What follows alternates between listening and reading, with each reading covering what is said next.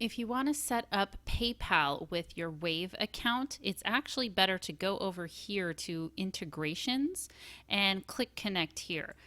This is a direct integration with PayPal that was built and has been working with Wave for a long time.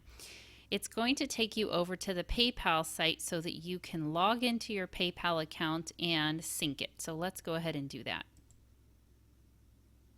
So once you've logged into your PayPal account, it's going to ask your permission to connect the two basically, and you're going to go ahead and grant permission.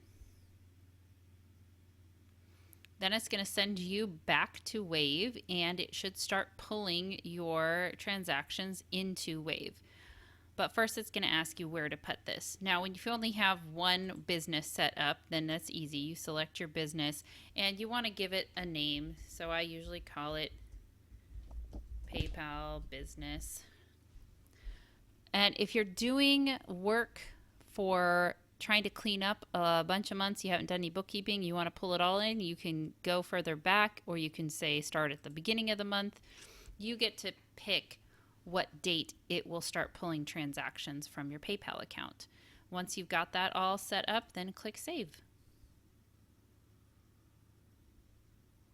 So now Wave and PayPal are connected, and you can go back to your transaction screen where all the magic happens.